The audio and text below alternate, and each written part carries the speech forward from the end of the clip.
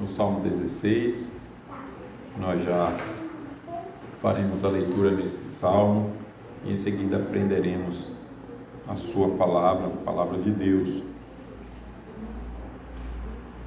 Acompanhem a leitura, mas acompanhem com o respeito que Deus merece, com a atenção, com o desejo de aprender do Senhor. Então, leiamos com fé, acompanhe a leitura com essa fé, com o desejo de aprender do Senhor. Nós vamos trabalhar o tema Nossa Herança. Nossa herança. Qual é a tua herança? Hino de Davi. Guarda-me, ó Deus, porque em ti me refugio. Digo ao Senhor, tu és o meu Senhor. Outro bem não possuo senão a ti somente. Quanto aos santos que há na terra, são eles os notáveis, nos quais tenho todo o meu prazer. Muitas serão as penas dos que trocam o Senhor por outros deuses. Não oferecerei as suas libações de sangue, e os meus lábios não pronunciarão o seu nome. O Senhor é a porção da minha herança e o meu cálice. Tu és o arrimo da minha sorte. Caem-me as divisas em lugares amenos. É muito linda a minha herança. Bendigo o Senhor, que me aconselha, pois até durante a noite o meu coração me ensina. O Senhor tem sempre à minha presença. Estando Ele à minha direita, não serei abalado. Alegra-se, pois, o meu coração, e o meu espírito exulta. Até o meu corpo repousará seguro, pois não deixarás a minha alma na morte, nem permitirás que o teu santo veja a corrupção. Tu me farás ver os caminhos da vida. Na tua presença há plenitude de alegria, na tua destra delícias perpetuamente. Nossa herança. Todos nós herdamos algo. Herdamos um nome, uma casa, uma dívida, uma história. Todos nós herdamos algo. Mas a pergunta é outra. Quem é a sua herança? Porque o salmista não diz, o Senhor me dá uma herança. Ele diz, o Senhor é a minha herança. Quem é a sua herança? Porque dependendo, isso muda tudo. Se o Senhor não é a tua herança, a situação é uma. Mas se o Senhor é a tua herança, a tua situação é radicalmente outra. Então, se Cristo é tudo, se Cristo é a tua herança, não falta nada. Mas se Cristo não é tudo, nada basta. Nada basta.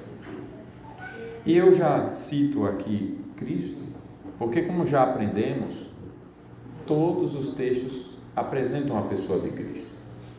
Você só conhece o Trino Deus pela pessoa de Cristo. A mensagem de salvação da Bíblia é Jesus Cristo. Ele é o único mediador entre Deus e os homens. Este salmo, para explicar Jesus Cristo pelo Novo Testamento, é citado em Atos 2 e em Atos 13. Mas eu gostaria que você conferisse um versículo curioso. Não sei se você já o leu. Lucas 24, 44. E é importante situar aquele versículo, aquelas palavras. São palavras do próprio Senhor Jesus, após a sua morte e ressurreição.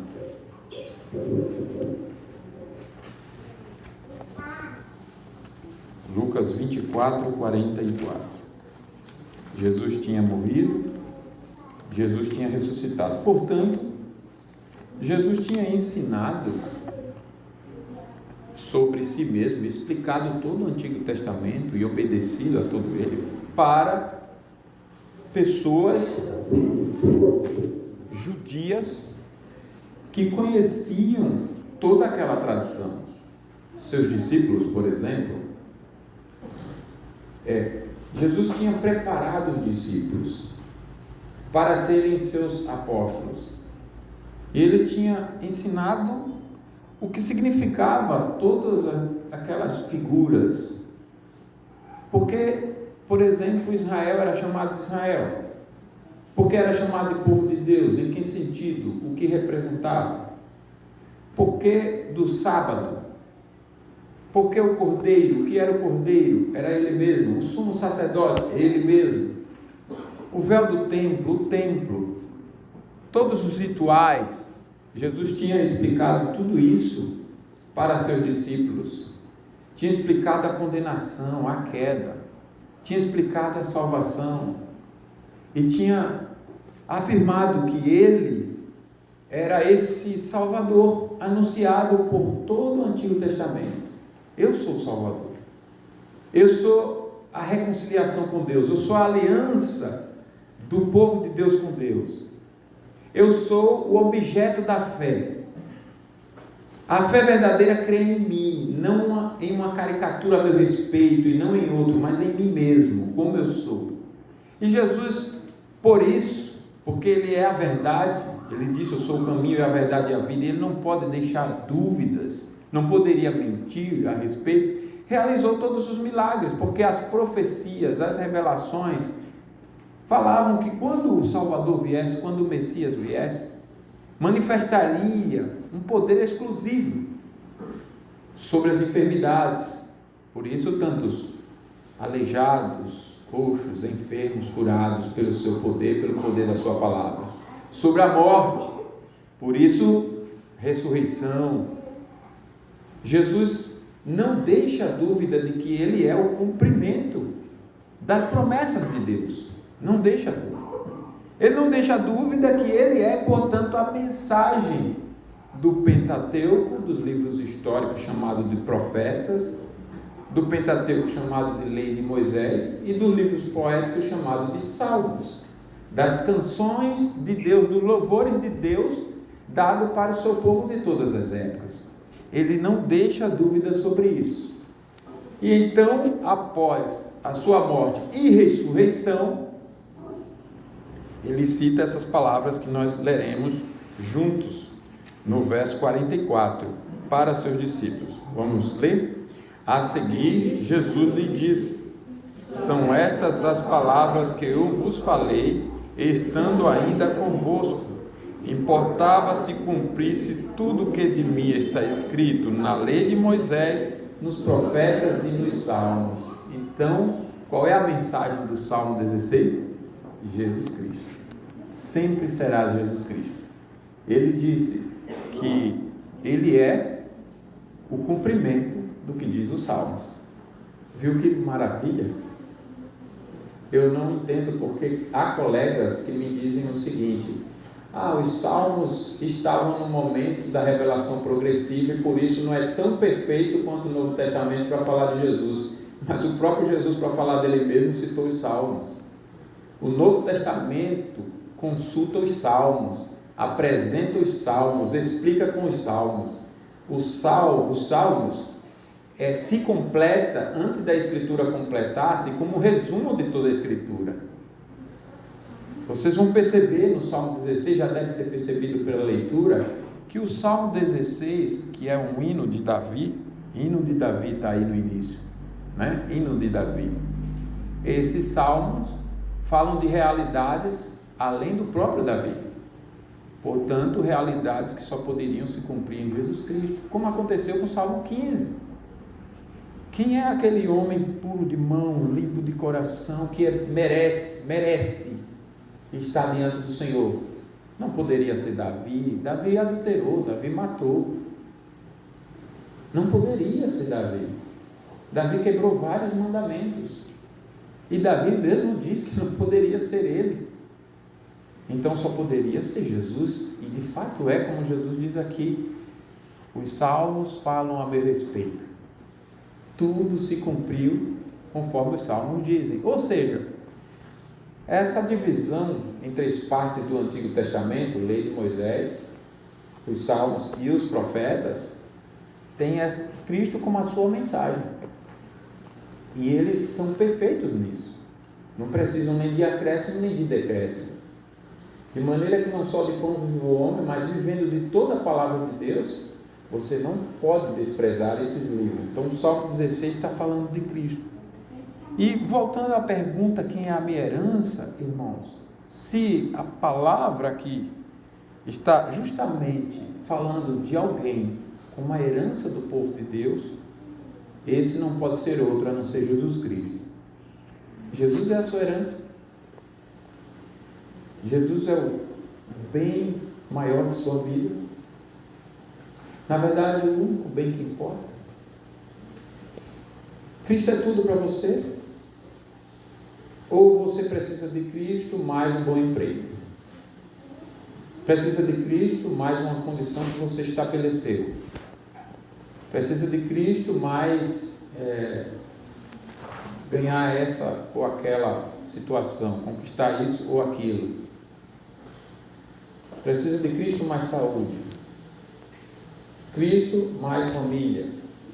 Cristo mais filhos, mais netos?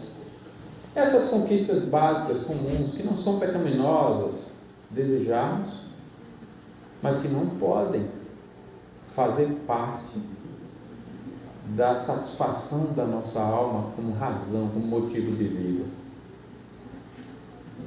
Eu não posso ter como razão da minha vida Cristo mais minha família, Cristo mais minha esposa,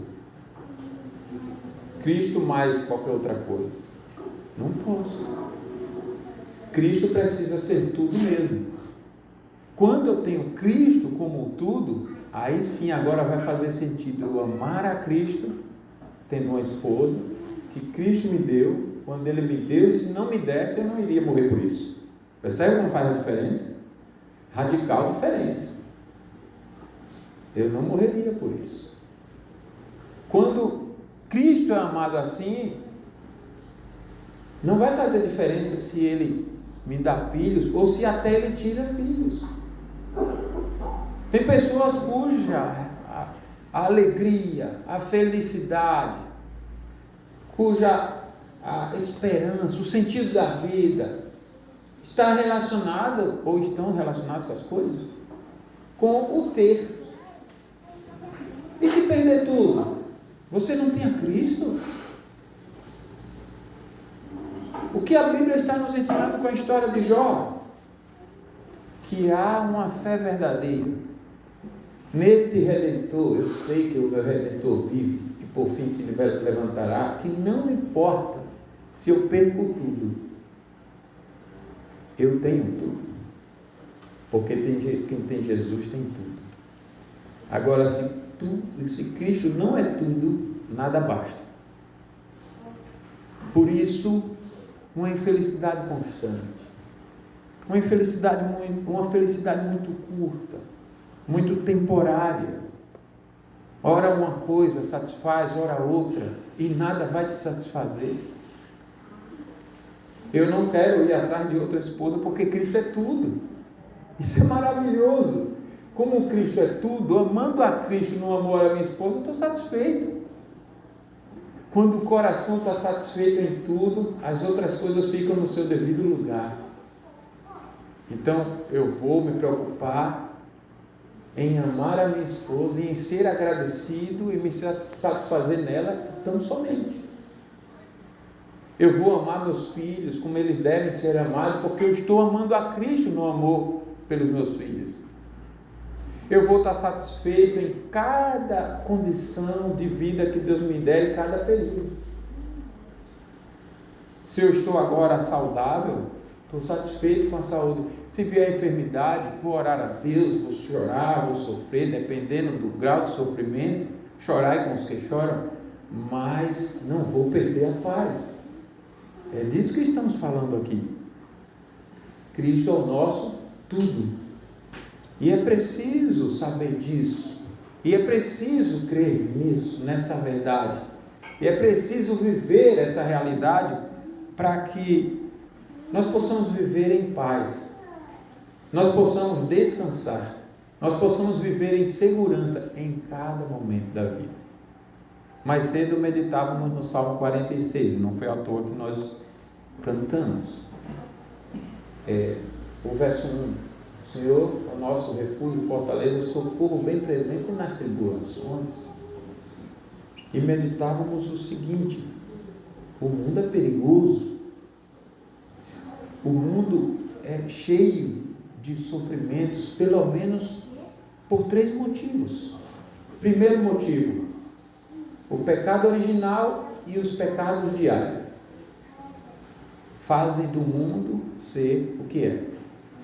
Então, por mais que você não esteja, e muitas vezes não está, sofrendo por uma culpa sua, no sentido de que Deus já te perdoou em Jesus Cristo, a maldição foi tirada. Então, nem toda doença é uma maldição, não é, porque as consequências do tempo presente continuam aí. A partir do pecado original, estamos sujeitos aos mesmos sofrimentos. Quer dizer que Deus está te punindo ali, entende o que eu quero falar? Por mais que não seja uma punição, mas é o mundo manchado pelo pecado.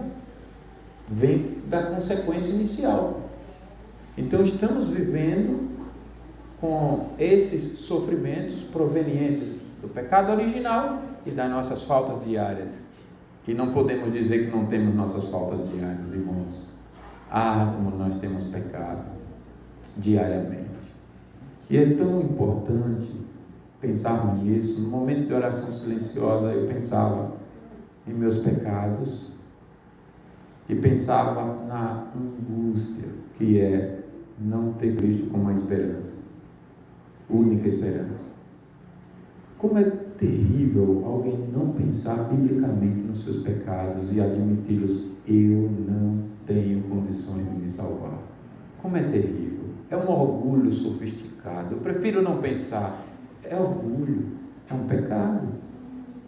Porque só há uma forma de você admitir que precisa daquela cura. É quando você sabe e reconhece que tem a doença. Você precisa reconhecer: eu tenho enfermidade do pecado. E como colocou o presbítero Eudes, vamos orar confessando o pecado, dando nome. Então, Senhor, eu tenho dificuldade na adoração sem idolatria.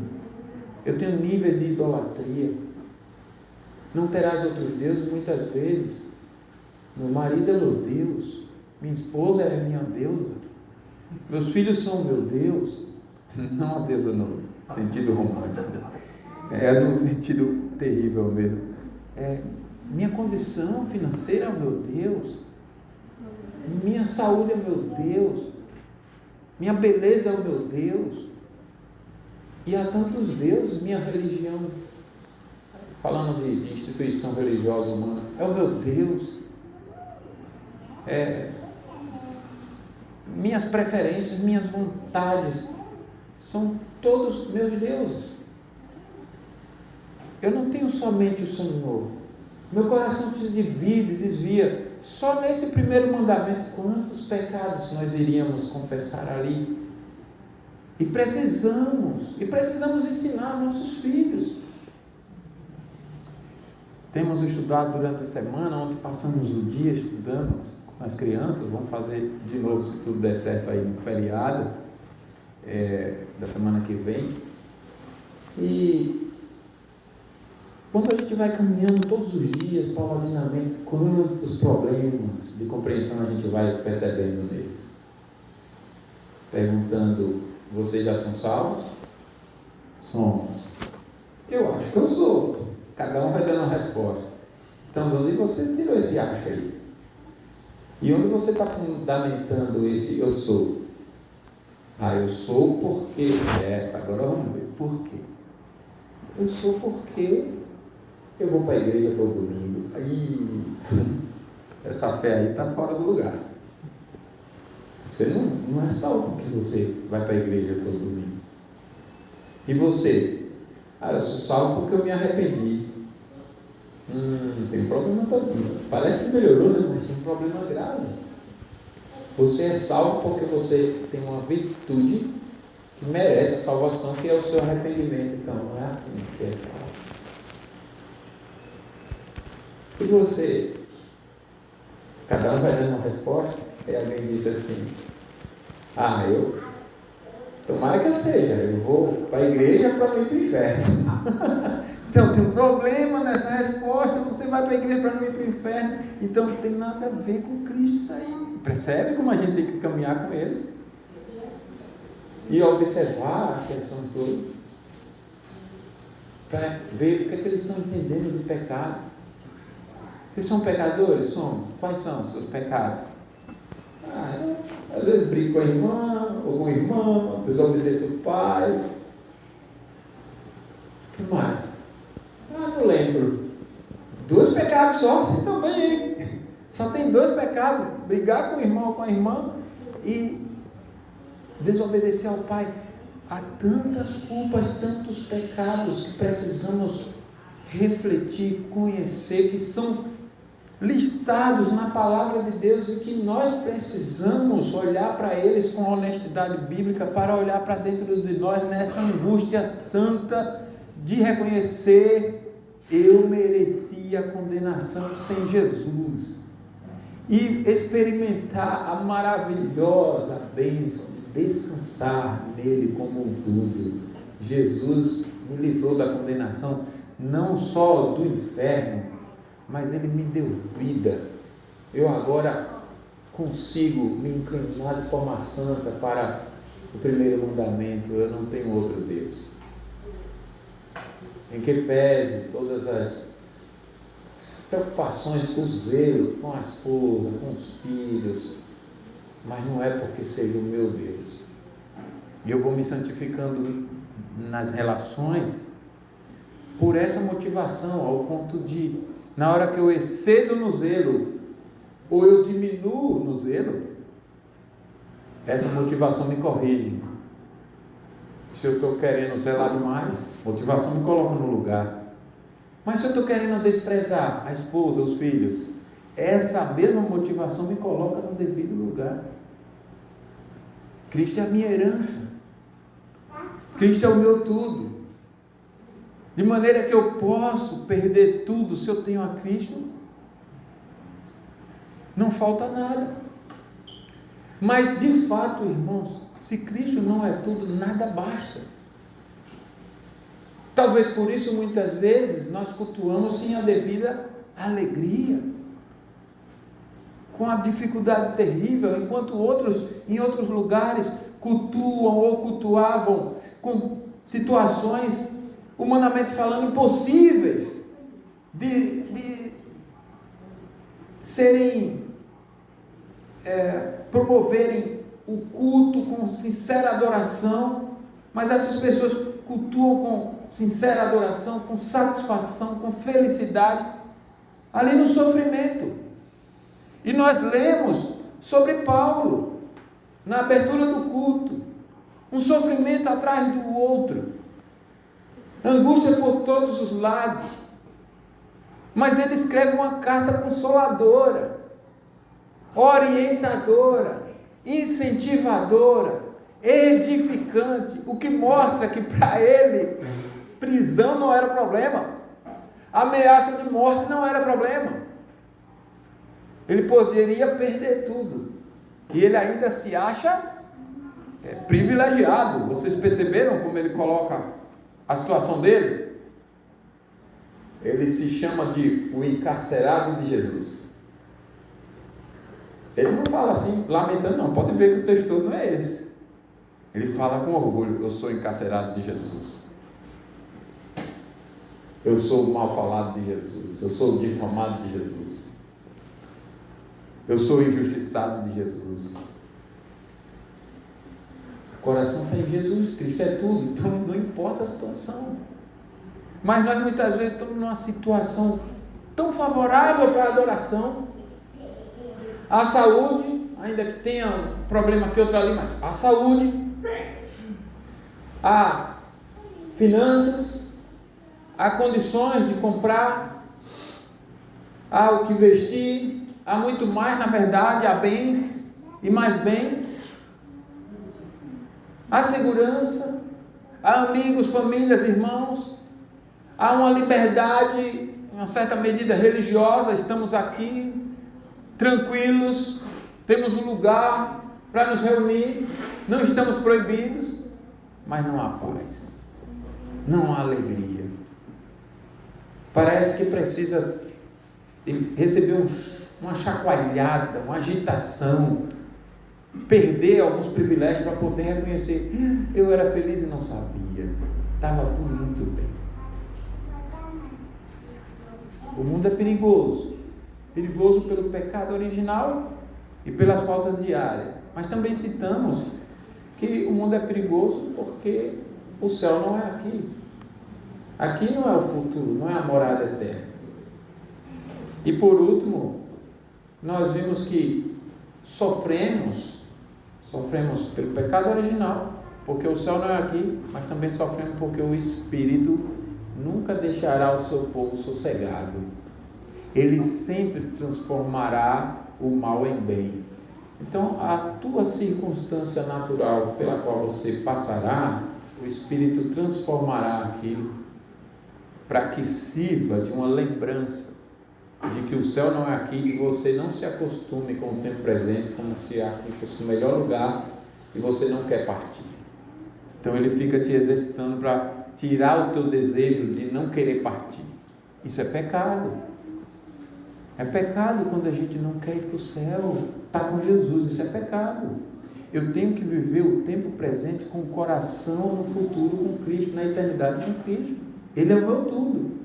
Eu devo querer partir e estar com Cristo. Ou então eu não estou peregrinando. Porque peregrinar na linguagem bíblica é isso. É viver aqui, sem ser cidadão daqui, portanto, uma vida temporária na direção da eternidade com Cristo. É isso que é peregrinar. Eu estou caminhando na direção da eternidade com Cristo. Ele é o meu tudo. Então, as lições dos versos 1 a 4 são importantíssimas para a minha vida. Se o mundo é assim, e existe todo esse perigo, toda essa agitação, todo esse sofrimento, toda essa tribulação, pelos motivos já listados, eu preciso viver em segurança. Não posso brincar com isso. Não posso me expor ao perigo. Não posso viver correndo risco. Mas olha só, crianças, você pode estar correndo risco. Certo, crianças? Cadê as crianças? Theo, Miguel, ou até aqui, abre. Vamos deixar essas garrafas sem derrubar. Olha só, se vocês não tiverem em Jesus, por menor que sejam, vocês estão correndo grande perigo. O que é que diz o verso 1? Guarda-me, ó Deus, porque em ti me refugio. Jesus é a minha segurança. Eu corri para Ele. Se eu corri para Ele e peço para que Ele me guarde, eu estou dizendo que o mundo é perigoso. Qual é o perigo do mundo? Está debaixo da ira de Deus. Qual é o perigo do mundo? Toda tribulação, todo sofrimento e você vivendo fora de Deus. Você precisa viver no refúgio. E só Cristo é o refúgio. Então observe que o salmista não começa com explicações, ele começa com dependência. A vida cristã tem a dependência completa como evidência. Como é que eu sei que sou cristão? Porque eu dependo completamente de Jesus Cristo. E é inconfundível essa dependência. Ele não disse: guarda-me porque sou forte, guarda-me porque mereço. Não, guarda-me porque confio. Ou seja, é a identidade de quem pode ser guardado. Eu tenho uma fé salvadora que o Senhor mesmo me deu. Eu dependo do Senhor, dos teus ensinos, das tuas verdades, do teu Salvador. Eu dependo do teu mediador, eu dependo de Cristo. Eu conheço o verdadeiro Cristo, eu estou nesse Cristo, eu vivo nesse Cristo. Eu sou reconciliado pelo Senhor por esse Cristo. Então essa fé é a evidência é a identidade de alguém que pode ser guardado por Deus. Sem essa fé é impossível agradar a Deus. Mas com essa fé é impossível não agradá-lo, Deus não refugiar, porque é a fé que Ele dá para que se responda dessa forma. Dependa do meu cuidado. Essa é a forma. Deus dizendo para nós, dependa do meu cuidado. Se eu estou em Cristo, como motivo da minha existência, se eu estou em Cristo, como a garantia de que eu fui criado de novo nele, se eu estou em Cristo como aquele que pagou por todos os meus pecados, aquele que eu não vi ainda, mas vou ver, desejo ver, aquele que me salvou, e aquele que está comigo todos os dias até a consumação do século, intercede por mim, e um dia virá para me buscar o Rei dos Reis, o Senhor dos Senhores, o perfeito, o justo de Deus, e que um dia, cumprindo a sua promessa, me ressuscitará, me glorificará e me dirá: vinde bendito do meu Pai, porque foste fiel no pouco, sobre o muito te colocarei. No pouco é o tempo presente, o muito é a eternidade com Ele, e a fidelidade é o fruto, é a evidência dessa fé. Fiel na confiança, fiel na dependência, fiel na obediência, mas não por mérito próprio, foi a graça que alcançou. Esses então são os protegidos de Deus, são os amparados por Deus, não porque eles mereciam ou não mereciam, mas porque a fé justifica. Justificados, pois mediante a fé temos paz com Deus. Eu estou em amizade com Deus, não em inimizade. Então isso é bênção, é a identidade de que eu sou de Cristo. Por isso ele diz: guarda-me, porque confio em Ti. Ou seja, guarda-me porque o Senhor me transformou, guarda-me porque me deu a fé para eu confiar em Ti, para depender do Senhor, e eu não tenho outro bem, não reconheço outra herança, não reconheço outro Salvador, não vejo o sentido da vida com outro, então guarda-me. E o motivo é simples. Então, refúgio aqui não é lugar. Refúgio é a pessoa perfeita. Refúgio é a pessoa de Cristo. Guarda-me, Senhor. Por isso o verso 2, não tenho bem algum além de Ti, ou seja, Cristo é a suficiência absoluta. Cristo não é o melhor bem. Cristo é o único bem. Os outros bens só são conceituados bens em Jesus. Riqueza, por exemplo, é um bem ou uma maldição? Depende. Você tem Jesus ou não? É com Jesus ou não? Você está mais perto de Jesus ou não? É da maneira de Jesus ou não? Foi Deus quem te deu em Jesus Cristo ou não? Não, então é maldição. Que adianta o homem ganhar o mundo inteiro e perder a sua alma. E pobreza? Bom, por que a pobreza? Porque Deus foi te levar para Jesus Cristo? Te humilhar para você buscar a Cristo? Foi, então isso foi bênção. Então a riqueza vai ser bênção apenas se tiver em Jesus Cristo, da mesma forma que a pobreza. A riqueza vai ser uma maldição se estiver fora de Cristo, da mesma forma que a pobreza. Cristo então não é o meu melhor bem, é o único necessário. Imagine você num navio afundando. Você tem um colete salva-vida. O que ele é? Você coloca aquele colete, ele não é bonito, mas ele é tudo. É ele que vai garantir a sua vida. Ele é a sua vida naquele momento. Você pode pensar racionalmente, mas em comparação o navio vale mais. Mas sua vida vale mais que o navio? Usa o colete. Algo simples, sem beleza visível, sem aparência, mas é o seu tudo. Agora, e Cristo? Ele não é um acessório da vida, ele é a própria vida. Percebe a importância de Cristo? Então, verso 2, repita comigo: digo ao Senhor, tu és o meu Senhor. Vamos lá? De novo. Digo ao Senhor, tu és o meu Senhor, outro bem não possuo senão a ti somente. Tenha Jesus como o único bem da sua vida. E isso explica muitas coisas no nosso dia a dia, porque às vezes a gente ou exagera para mais, ou exagera para menos, na nossa relação, marido e esposa, pais e filhos, os bens, o trabalho. Por quê? Porque Cristo não é o tudo. Enquanto Cristo não é o tudo, você se ama errado, ama a esposa errada, ama o marido errado, ama os filhos errado, ou não ama, errado. Ama mais ou ama menos. Agora, quando Cristo é tudo, fica tudo no lugar.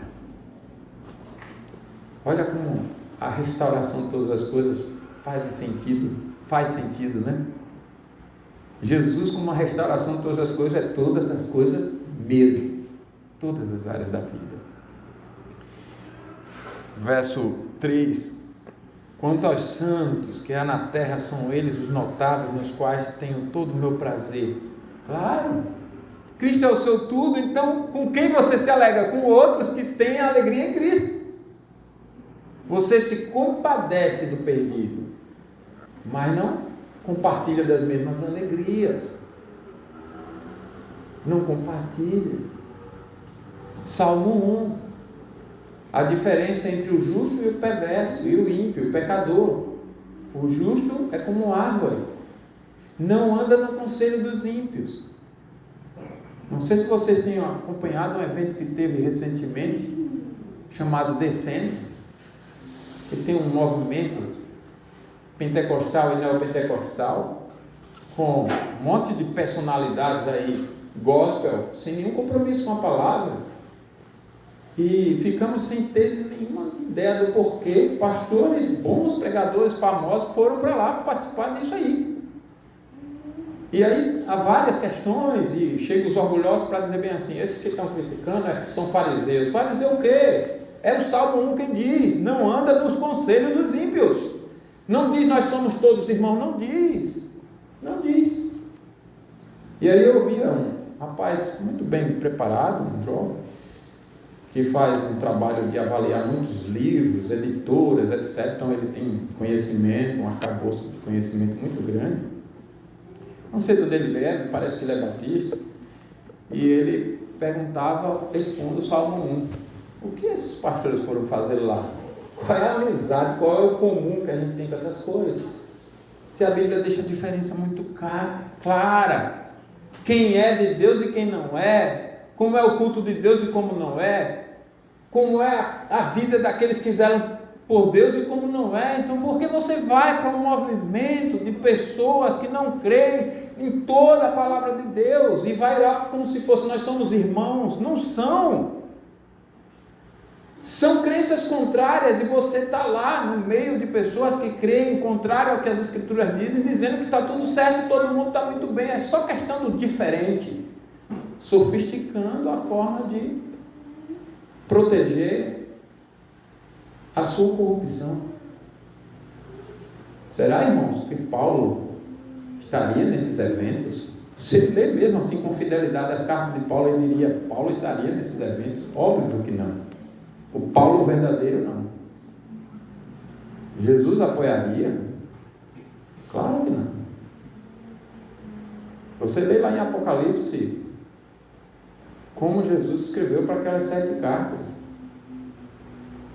Você lê sobre servos fiéis de Deus, que quando pecaram, sendo servos fiéis de Deus, quando caíram, enquanto não abandonaram o pecado, Deus não andou com ele. Deus não aprovou, Deus não apoiou. Baixou a sua mão. Então, o verso 3 é só uma consequência. É a continuação da evidência. Se Cristo é o meu prazer, o meu irmão em Cristo que vive fiel também é o meu prazer. Ah, mas nenhum de nós é sem pecado. Sim, mas Cristo é o seu prazer. A evidência de uma luta real, verdadeira, onde você não se aprova, em nenhum dos seus pecados e você não vive orgulhosamente se aprovando, há evidência disso. Se você busca viver para Deus, para Cristo, no padrão de toda a palavra de Cristo, estamos lutando a mesma luta? Se estamos, então eu vou te ajudar na sua fraqueza, você me ajuda na minha, vamos juntos. Agora, isso é bem diferente de compactuar com o erro, percebe? Bem diferente. Verso 4, muitos serão as dores, ou muitas serão as dores dos que correm atrás dos outros deuses. Se Cristo não é meu tudo, a idolatria, e é isso que está mostrando aqui. Quando Deus não é tudo, quando Cristo não é tudo, o que existe é a idolatria, a falsa adoração, o falso culto, com acréscimo ou decréscimo, distorções. E o que não falta hoje é a sofisticação da camuflagem, fazer parecer, hipocrisia. Um pastor escreveu um artigo, e eu li esse artigo de ontem para hoje, que dizia assim: um pastor hipócrita é pior do que 1000 demônios. Ele pega um texto bíblico e vai expondo a respeito disso. Realmente, a idolatria, a sofisticação do engano, porque o pastor vive enganado e engana o seu rebanho. É o cego guiando o cego. Não se preocupa com que o rebanho aprenda de fato. Vai dar mais trabalho para ele, porque ele está ensinando toda a verdade. Aí o rebanho vai abrindo os olhos e vai olhando também para o seu líder. Dá trabalho. Mas esse é o trabalho do fiel. E por que o fiel vive assim? Por causa da mesma fé de João Batista. Convém que ele cresça e eu diminua. Então eu preciso que vocês todos olhem para Jesus. Conheçam Jesus. Sigam Jesus. Confiem em Jesus, o verdadeiro, e não sejam enganados. Idolatria, irmãos, não promete dor. Ela promete prazer. Vamos mudar isso aqui na música. Vamos mudar isso aqui no comportamento. Vamos mudar isso aqui na forma, etc. Promete prazer. Outro dia, já faz algum tempo, orientei alguns pais aqui: irmão, vamos ter cuidado com as vestes. Não é porque a veste salva, não. Mas você mostra reverência. Você vem ao culto, olha as vestes. Você está mostrando reverência com as vestes. Ou irreverência, dependendo. As vestes não salvam, mas você não anda sem elas, certo? Não é sábio, não é sensato. O mínimo de sensatez. Então, se você não deve vir sem ela, você sabe que dependendo do que você veste, mostra qual é o respeito que você está tendo pelo ambiente. Você vai para tribunal, diante do juiz, está todo mundo reverentemente lá bem arrumado, aí você chega lá de bermuda, não vai entrar, não fica. Ah, mas no culto pode. Aí esses dias fuçando, vi uma das famílias em um determinado lugar e a criança de bermuda. Aqui nós chamamos a atenção, aí vai para outra igreja para ficar de bermuda em outro lugar.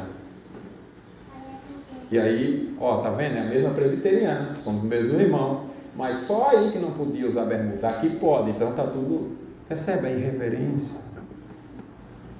Ou seja, a idolatria não está prometendo dor, é prazer, mas é idolatria, você não está respeitando. E se você não respeita, não ensina a criança a respeitar a Deus, porque você também não respeita, daqui a pouco ela não vai respeitar somente com as vestes, não. Vai ser com a rebelião com você, vai ser com a maneira de tratar a esposa, os filhos. O que não vai faltar é a área para ela respeitar Deus, porque Deus não é o respeito dela. Você não ensinou nas mínimas coisas. A criança recebe uma ordem do pai e da mãe de uma coisa que ela não gosta de fazer. Eu não quero fazer. Opa, o que é que nós temos que fazer? Por respeito a Deus. Vem cá. Com paciência, né? Mas com firmeza. Ô filho, ô filha, muda o semblante. Muda esse semblante aí de raiva, de ingratidão. Você vai fazer sorridente. Isso aí é falta de respeito com Deus, de respeitando o pai e a mãe. Volta, pede perdão à mamãe, se foi a mãe que mandou, ou o próprio pai. Muda o semblante, mas você vai fazer com alegria. E agora, para saltar da raiva para a alegria? Não sei, você estava na alegria, soltou para a raiva, faz o exercício aí, muda logo agora. Vamos pedir perdão, Senhor, o papai vai te ajudar. Você vai servir ao Senhor com alegria. Então, são detalhes. Mas o que está por trás desse detalhe? Cristo é tudo. Então, a idolatria não pode ser também defendida por um coração que tem Cristo como tudo. Cristo precisa ser servido em todas as coisas. Mas isso é um detalhe, não é não. Veja o que o texto diz: portanto, quer comais, quer bebais, ou façais outra coisa qualquer. Ô filho, você está todo bagunçado na mesa. Você nem trocou de roupa ainda, está todo, nem lavou a mão, da brincadeira, disso, daquilo. Filho ou filha, né? Não estou me referindo a meu, não. Estou aqui apenas ilustrando. Senta direito. Lava a mão, troca a roupa, respeita a mesa, respeita o ambiente. Coloca a cadeira certinha. Isso é questão de prática. Ok, mas por trás tem outra preocupação. Se eu não me importo com o ambiente, com as pessoas, com o lugar, com o que fazer, como fazer, por que fazer, com essa motivação por Cristo, se eu não me importo, eu não me importo em coisa nenhuma. Não fui eu quem escrevi, portanto quer comais. Então se serve a Deus no comer. Eu tenho que ver o que eu como eu como, quando eu como. Não tenho? Onde eu como, com quem eu como. Eu tenho que ter cuidado com essas coisas. Mas a idolatria diz assim: não se importa com nada deles. Ela oferece prazer, mas o que ela entrega é vazio, irmãos. Todo ídolo começa com prazer e termina com escravidão. Você vai começar todo empolgado, gostando das coisas que estão no oba-oba, no permitido, mas depois está escravizado. Então, se Cristo não for o seu tudo, Ele não é o seu refúgio, Ele não é a sua segurança. Você está vivendo em perigo. Você não pode dizer: eu estou vivendo em segurança nesse mundo perigoso. Não, talvez a sensação seja de segurança, mas é só a sensação de segurança. É como se você estivesse no mesmo navio que a pessoa que tem o colete, mas só ela tem o colete e você não. E você pensasse assim: eu estou ainda na parte seca e você também. É verdade, mas não vai parar aqui. Você vai afundar. E você está em perigo. Você não tem colete, eu tenho. Então, se você não tem Cristo, a sensação de segurança só porque o juízo final não veio é apenas uma falsa sensação de segurança. A coisa ainda vai chegar no final. Ou você morre, ou Cristo vem, que nesse momento vai fazer toda a diferença se você está em Jesus ou não. Então, se Cristo não é o seu refúgio, algo mais será. E tudo que não é Cristo é engano, é falta. Segunda lição está nos versos 5 ao 6, é que Cristo é a nossa herança. Veja aí, o Senhor é a minha porção, é a porção da minha herança. Então Ele não diz: eu tenho uma herança no Senhor. Ele diz: o Senhor é a minha herança. E isso é mais do que provisão, é mais do que ter coisas, é uma posse. Você tem alguém, Cristo é teu. Mas Cristo, o tesouro maior de Deus é meu? É. Se você é do verdadeiro Jesus e tem essa verdadeira fé, Cristo é teu, o verdadeiro Cristo é teu.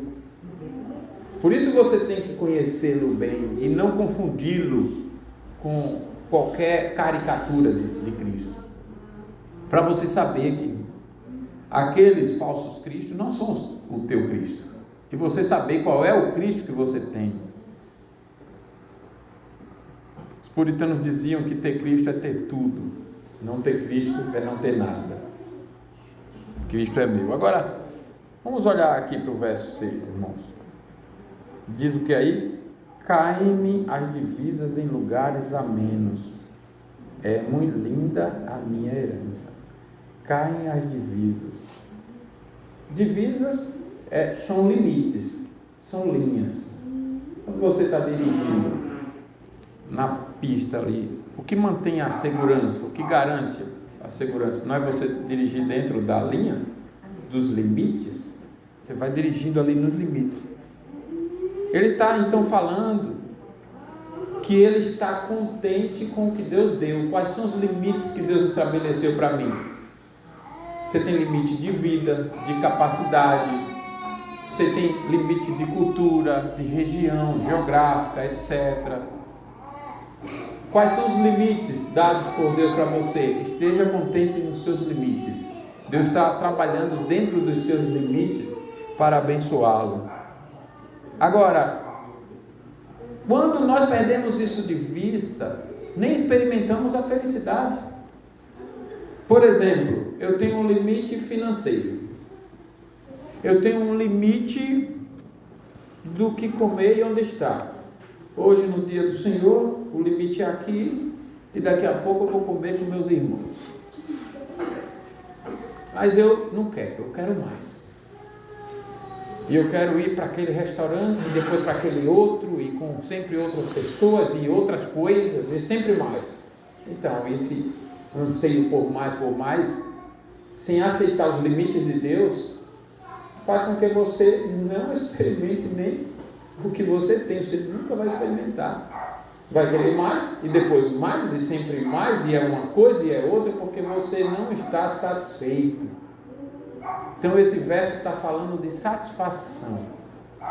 Esteja satisfeito no Jesus que você conhece, nas coisas que Deus te deu para te manter nele, na tua porção acostumada. Aprenda a se deleitar nele, nos limites de Deus. Quais eram os limites de Deus para Paulo? A prisão.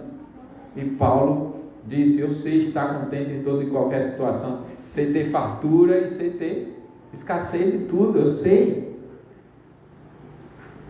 Eu estou contente em Cristo, Ele é meu tudo. Então, não quero sair dos limites, não quero mais, não vou ter mais, nesse sentido, não vou correr atrás de mais, ou seja, não vou largar a felicidade que eu tenho, vou ter uma prosperidade santa, vou ser diligente, se Deus me der bem, se não der, eu não vou me rebelar com Deus por isso, eu não vou deixar a fé por isso, eu não vou mudar a minha integridade por isso, eu não vou deixar de buscar o Senhor por isso. E nesse sentido o Evangelho diz: então descanse em Cristo. Jesus mesmo disse para aqueles que já estavam nele, mas que estavam pecando nessa área: vinde a mim todos vós que estáis cansados, sobrecarregados, eu vos aliviarei. Jesus é o nosso descanso. E quando nós temos a Cristo como descanso, não importa as circunstâncias, mas quando não temos, nada está bem, nada está bom. Eu não aprendi ainda a descansar em Cristo. Imagine um telefone muito caro, estou falando celular, estou falando telefone, não sei quantos conhecem telefone naquela época. Telefone caríssimo, agora sem sinal. Telefone daqueles antigos, de museu, caríssimo, sem sinal. Sem poder, portanto, comunicar e realizar tudo o que é necessário, tudo que precisa. Não tem valor algum, não serve. Agora, um simples sinal ou uns telefones simples com sinal, barato até, muito barato, resolve o necessário. Então, pense na sua vida com Cristo. Cristo é como esse sinal. Você tendo a Cristo, tudo que é necessário, certamente vai ser experimentado. Mas quando você não tem a Cristo, nada funciona. E às vezes a gente fica pensando assim: eu seria mais feliz se eu tivesse mais dinheiro. Seria mais feliz, seria o melhor membro da igreja, o melhor irmão, uma melhor irmã, uma melhor esposa, um melhor marido, se eu tivesse mais dinheiro. Se eu não tivesse para problema de saúde, eu serviria a Cristo melhor. Eu seria um crente feliz se eu tivesse filhos para quem não tem. Deus abençoa a nossa igreja, graças a Deus por isso. Mas existe esse pecado, não estou dizendo que aqui, acredito que não, mas existe esse pecado. Eu seria melhor se eu casasse para quem é solteiro. Eu já contei para vocês a história daquele pastor que tinha algumas filhas, não me lembro quantas, e aí ele falou na infância delas: nós temos que viver para Cristo, desejar que Cristo volte hoje. Essa é a verdadeira felicidade. Preferir Cristo, preferir estar com Cristo, viver para Ele, desejando sinceramente: volte agora, não outra coisa no lugar. Aí ele disse que a mais velha disse assim: não, pai, olha, Jesus pode voltar quando Ele quiser, mas só depois que eu casar. E quando ele contou essa história para a gente, a filha mais velha tinha 54 anos sem casar. Foi a única que ficou sem casar. E aí ele disse para ela: filha, ainda brincou com o pai paciente, né? Filha, você está atrasando a vida de Cristo. Está atrasando, vamos lá, filha. Deus deu uma missão para aquela mulher. Não, só quero que Cristo volte. Talvez seja isso que Ele está mostrando para ela. Agora eu vou te ensinar que enquanto você não aprender a mentir, eu lembro que quando não ficou dúvida de que Mônica era a decisão de Deus para mim, eu tive um momento no seminário tão maravilhoso lá no alojamento. Orei a tarde inteira até a noite, sozinho no quarto, fechei, tranquei, não queria conversar com ninguém. Mas eu orei pelo seguinte: Deus, o Senhor é maravilhoso, eu não sei se eu vou casar. Só não tenho dúvida sobre a relação, mas se vai casar mesmo, não sei. Eu sei que ela é para mim ou para ela, mas se o Senhor vai nos casar, isso eu não sei. Não estou nem aí. Eu estou satisfeito com o que o Senhor der. Aí o diretor do seminário me chama, né? E aí, Lisandro, vocês se conheceram e já marcaram o casamento? Não, pastor, porque ele não sabia que a gente já se conhecia há alguns anos. Não foi isso não, a gente já se conhecia e tal. Eu fui lá, só foi. Mas já vai casar assim? A gente tinha marcado o casamento para um ano depois, né? Ela disse: não, é daqui a um ano, eu nem sei se vai casar, pastor. É o que Deus quiser. Assim, nós queremos, isso aí está certo, está fechado. Eu com ela, ela comigo. Mas e se eu morro, não sei, ou ela morre, isso aí está tudo resolvido. Aí em seguida Deus usou o próprio diretor para as vagas lá do alojamento, e a gente antecipou um ano. O casamento que era um ano depois e um ano antes. E nos casamos, satisfeitos no Senhor. Mas foi assim, sem essa se não casar eu morro. Não, se não casar, eu quero ter a Deus, eu quero ter a Cristo. É isso que eu quero ter. Então, se Cristo é a sua herança, você já é rico mesmo sem dinheiro. Agora, se Cristo é a sua herança, você está pleno, mesmo em tempos difíceis. 7-9. Bendirei ao Senhor, que me aconselha. É o que ele diz aqui. Então, Cristo não é apenas o Salvador. Ele é o conselheiro. Quando Isaías falou sobre ele, ainda usou um adjetivo singular. Porque o menino nasceu e o seu nome é Maravilhoso Conselheiro. Ele é o maravilhoso conselheiro, ele é o conselheiro perfeito, ele é de sabedoria perfeita, ele é de um olhar pleno, onisciente, ele é o único capaz então de conduzir todas as coisas de forma plena, perfeita. Então, ele não apenas nos resgata, ele nos conduz. Até de noite ele ensina. Veja o que ele diz aí. Ele põe o travesseiro a sua cabeça no travesseiro e ele medita, e o Senhor ensina. Então, até na noite, Cristo ensina você. Cristo nos ensina. Quando ninguém vê, quando ninguém ouve, quando só a consciência fala, Cristo ensina. Verso 8, então: tenho posto o Senhor continuamente diante de mim. Ou seja, por causa do prazer em Cristo, ele é disciplinado nas suas tarefas espirituais.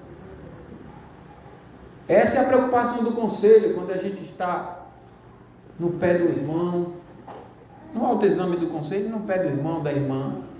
Você orou? Fez culto em família? Por que se ausentou do culto? Por que não está participando de tal programação? Por que não tem prazer de se reunir com o irmão? Porque falta nisso, porque falta naquilo.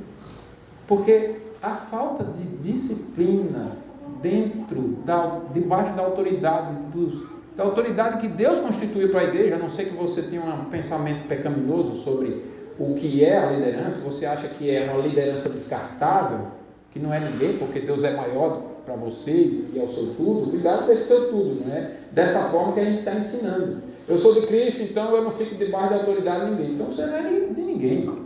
Não é isso que a palavra de Deus ensina. Quando se é de Cristo, você segue uma autoridade. E quando não há a evidência de submissão, de disciplina, de humildade, não é evidência de satisfação em Cristo. Por isso você não é disciplinado. Só ora na hora que as coisas estão agitadas. Mesmo assim, uma oração muito rápida, querendo que toda a sua vontade seja feita. Se não fizer, a casa cai. Porque tem que ser você, do seu jeito, etc. Mas se as respostas vierem envelopada numa embalagem totalmente diferente de sofrimento, aí você, agora não dá. Porque não foi do jeito que eu quero, exatamente como eu planejei. Tem que ser a minha vontade. Não. Então, ele está falando de disciplina. É a devoção constante. Isso é vida diante de Deus. É quando você está sempre diante de Deus. Então, Cristo não é um domingo por semana. Cristo não é um horário. Cristo não é um momento ali ritual, de um ritual, não. Cristo é uma presença diária. Resultado, veja comigo, no verso 8, leia comigo. O Senhor tem sempre a minha presença, estando Ele à minha direita, não serei abalado. Não serei abalado. Nós lemos uma outra passagem que diz que Ele é o arrimo, lá no verso 5, da minha sorte. É o arrimo. Arrimo, o Alisson sabe aqui, né? Você tem o muro do arrimo, é aquela parte de segurança. O arrimo é a tua segurança. Não serei abalado, eu estou na segurança, no arrimo. Não sofrerei. Ele não diz que não sofrerá, que não será atacado, aliás, mas ele não será abalado. Então a tempestade vem, mas ele permanece na fé. Então quem anda com Cristo não anda sem rumo. Quem anda com Cristo não anda sozinho. Quem anda com Cristo anda orientado, sabendo agir e seguro. Quarta lição, versos 10 e 11.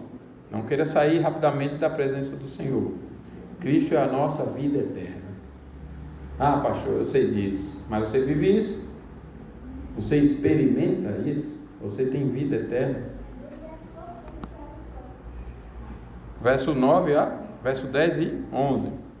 Pois não deixarás a minha alma na morte, nem permitirás que o teu santo veja corrupção. Tu me farás ver os caminhos da vida, na tua presença a plenitude da alegria, na tua destra delícias perpetuamente. Davi falou mais do que sabia, ou do que poderia viver ali no seu tempo. Então ele falou de uma realidade muito superior. Ou seja, o Espírito, na verdade, aqui falou mais do que Davi viveu.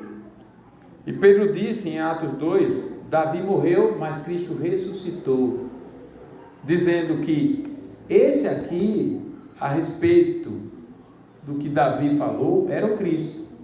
O rei aqui é o Cristo. Aquele que não fica com a sua alma na morte e ressuscita, é somente Cristo. Davi ainda não ressuscitou, ele ressuscitará pelo poder de Cristo. Então esse versículo está falando primeiramente de Cristo e depois daqueles que ressuscitarão em Cristo. Esse versículo se cumpriu em Jesus. Cristo não entrou no túmulo para ficar no túmulo. O túmulo não pôde segurá-lo. O pecado o matou, a morte o recebeu, mas ele ressuscitou. Ele venceu a morte. E Paulo cantou com zombaria, com a morte, mas com alegria no Senhor, lá em 1 Coríntios 15. Onde está, a morte, a tua vitória? A morte morreu. E eu amo essa canção de Paulo. Morte, você não tem mais o poder que você tinha sobre mim. Então Cristo venceu a morte, e todos os que estão em Cristo vencem a morte também. Tu me farás conhecer o caminho da vida. E Jesus disse: eu sou o caminho e a verdade e a vida. Ele não é um mapa, ele é uma pessoa. Ele não é alguém que te aponta o caminho, ele é a pessoa da vida, a pessoa que é onde você deve estar, o caminho. A pessoa que é a verdade, você precisa estar nele como a verdade, nele como a orientação, a instrução, a vida, o caminho. Para quem? Para ele mesmo. Por isso ele diz: ninguém vem a mim a não ser por mim, ou em outras palavras, ninguém vem ao Pai a não ser por mim. Eu e o Pai somos um. Na sua presença, a plenitude da alegria. E observe o pronome que ele usa aqui: na tua presença. Intimidade, falando com o próprio Deus. Na tua presença, você tem plenitude da alegria? Ou a tua alegria depende de outras circunstâncias? Não há plenitude da alegria em Jesus. Eu não consigo me alegrar plenamente em Jesus no culto. A respeito disso, um pregador outro dia dizia assim, eu ouvi o seu sermão, ele dizia: você se alegraria em Jesus se não tivesse no conforto aqui da igreja? A igreja dele estava com os bancos bem acolchoados, de madeira, ar-condicionado, um ambiente bem organizado, bem estruturado, muito melhor do que o nosso, a igreja bem antiga. E ele dizia: você estaria satisfeito em Cristo, cultuaria com alegria, com satisfação, se você não tivesse esse espaço, se o lugar onde você estivesse fosse completamente hostil, você se alegraria? Porque a alegria do cristão, irmãos, não é alegria parcial, não é temporária, é plenitude. Ontem a gente falava lá não me lembro agora com quem, sobre a plenitude da alegria. Foi com as crianças mesmo. É uma satisfação de santa insatisfação. Como assim? Você está satisfeito em Jesus, não quer outro, mas é uma satisfação tão especial que você sempre deseja mais. Então você sempre quer mais, é a santa insatisfação. Mas você não quer outro, então você está satisfeito. Você está satisfeito nele, mas sempre quer mais. Aí eu perguntei para as crianças mesmo: você tem algum relacionamento assim? Um amigo, uma amiga, um irmão, alguém que você está sempre querendo ver, e quando está junto, você quer estar mais junto, e sempre quer mais, e não se cansa de estar. Você não quer estar com o outro, ou com outra, mas quando você está, sempre quer estar mais e estar mais. Então, é muito mais do que isso. E à tua direita, delícias perpetuamente. Então, não é um prazer que acaba, é um prazer eterno. Por isso a gente precisa se examinar. O mundo oferece, irmãos, prazeres que funcionam mais como fogos de artifício. São bonitos, são rápidos, mas depois é só fumaça. Os prazeres do mundo é assim: bonito, rápido, fumaça. Acabou. Na minha adolescência, eu achava que eu não ficava namorador, fazendo uma e outra, né? Pelos ensinos da palavra, mas eu achava que quando um rapaz gosta de uma moça de verdade, seria o prazer mais maravilhoso. E às vezes a gente se apaixona, né? E não percebe que a paixão não é amor, aquela paixão doentia. Aí fica ali preso, não ouve conselho, não vai ninguém, eu estava lá. E graças a Deus, Deus não deixou eu seguir alguns caminhos. E essa semana, não sei porquê, depois de tantos anos, esse pensamento vinha à mente, talvez para usar aqui. E eu pensando assim, eu achava que era o único prazer do mundo, aquela pessoa, é a única pessoa. Não faz sentido na vida sem a pessoa. Não no sentido bíblico, mas nesse sentido doentio. E eu olho para trás, quantas coisas passam. Essa paixão passa, pode ter certeza. O amor verdadeiro não. Porque quando é o amor em Cristo, não passa. O amor é forte como o amor. Mas essas paixões passam, o gostar passa. Entendeu? A intimidade lá, você entende o que eu estou falando? Passa tudo isso. A velhice vem, cansaço vem, às vezes as coisas se cansam. Então, só Cristo renova. Aí em Cristo não, em Cristo dá para florir sempre. Por isso que eu cito o exemplo dos pais da Dalida, né? Em Cristo, renovado em Cristo, eles estão sempre parecendo que estão no namoro, no início do namoro. Que bonitinho. Se Cristo ressuscitou, a morte perdeu, irmão. E Ele está sempre presente em você. Ele não é fumaça. Cristo oferece alegria como o sol, constante, firme, sempre presente. Então, se Cristo ressuscitou, não perdeu. Se Cristo vive, a esperança permanece. Se Cristo reina, a igreja triunfa. Não é uma coisa passageira, é permanente, é eterna. Não troque então, irmãos, Cristo por nada. Tudo que você troca por Ele, você perde. Escute bem isso. Mas eu não posso negar que eu tenho Cristo. Bom, se você estiver mentindo ou enganado, tem que negar. Eu tenho que perguntar, eu tenho Cristo? Eu estou mesmo em Cristo? Há um episódio de um pai que o seu bebê foi possuído por espíritos malignos. Desde a infância, bebezinho. O pai não sabia o que fazer. Afinal de contas, era uma, digamos assim, enfermidade incurável. Leva para um, como faz? Ninguém conseguia. Vai para outro, ninguém conseguia. Era um bebezinho. Aí passou a infância assim, a adolescência assim, a juventude assim, e agora era um adulto. E o pai ali, lutando pela cura do filho. Certamente sofrendo. Perdeu a infância, perdeu a adolescência, perdeu a juventude. Certamente gastando aqui e ali. Tinha que viajar, tinha não sei o quê. E na fase adulta desse homem, o Senhor, o Pai, ouve falar de Jesus. Era a época de Jesus. Jesus estava aqui na terra. E ele ficou sabendo que Jesus fazia os milagres que ele fazia. Mas esse homem não se importou. Não quis saber quem era Jesus. A sua angústia era aquele problema. E ele vai buscar Jesus pela motivação errada, sem saber quem era Jesus. Por algum motivo, ele não teve coragem de encarar Jesus, encarou os discípulos e falou com os discípulos. Os discípulos vêm, deixa com a gente.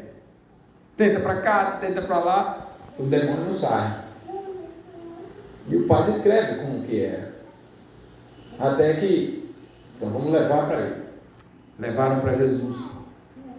Aí Jesus só pergunta, até quando? Desde quando está assim? Quanto tempo tem? Senhor, desde bebezinho, desde a infância. E tem hora que joga no fogo para matar, tem hora que joga na água para matar. É assim, é um sofrimento terrível. Com lágrimas nos olhos, chorando, ele conclui a resposta dizendo: mas se tu podes alguma coisa, tem compaixão de nós e ajuda-nos. Ou seja, aquele pai absorveu a dor do outro como a sua, mas não sabia quem era Jesus. Se tu podes. Ele era um judeu, sabia da mensagem sobre o Messias. Aí Jesus dá a resposta que ele precisava ouvir diante da sua fala. Se podes, a questão não é o que eu posso. A questão é se você crê que eu posso, porque a palavra diz que eu posso.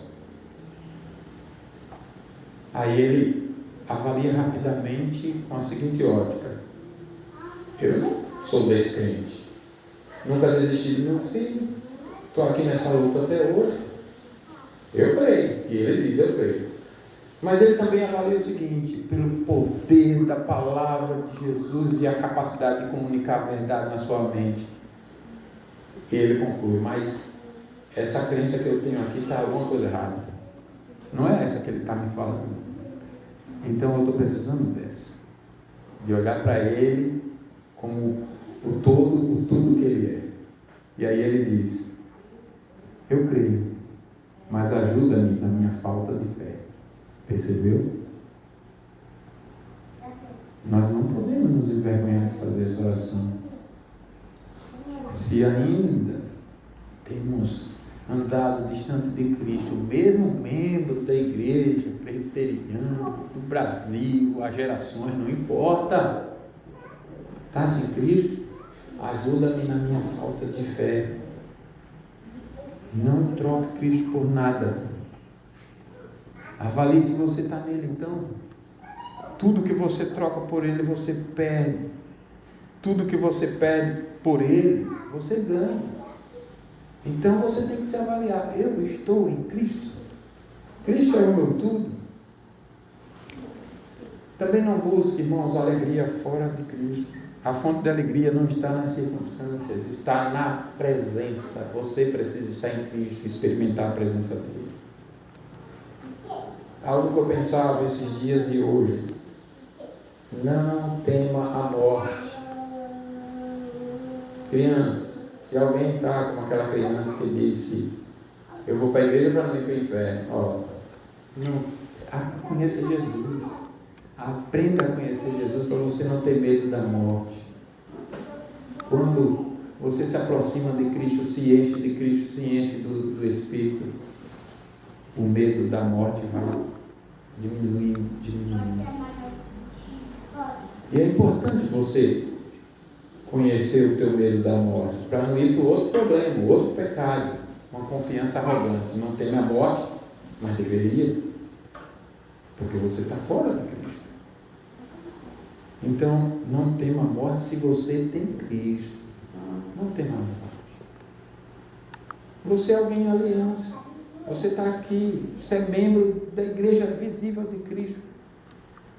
Você professa essa fé, canta essa verdade, então não tema a morte. Para o mundo a morte é o fim, a eternidade de juízo, mas para o crente é a porta para a eternidade, então não tema a morte. Dá uma olhada no Salmo. Como começa o salmista? Guarda, clamando. E termina com uma promessa: plenitude de alegria. Deus quer te tirar do clamor para a plena satisfação. Ele começa pedindo proteção e termina celebrando a vida eterna. É o que Deus quer nos ensinar. Isso é possível em Cristo. Sem Cristo a vida é frágil, com Cristo a morte é vencida. Sem Cristo tudo passa, com Cristo tudo permanece, tudo nele. Portanto, ouça bem: se Cristo é sua herança, a sua herança, você nunca estará pobre. Se Cristo é a tua herança, você nunca estará pobre. Vamos repetir? Se Cristo é a minha herança, eu nunca estarei pobre. Que Deus te dê essa confiança nele. Se Cristo é o seu Senhor, você nunca estará perdido. Se Cristo é a tua vida, você nunca estará morto. Que maravilha! Então Cristo é tudo. Cristo é suficiente. Cristo é eterno. Cristo é a herança do crente. Amém.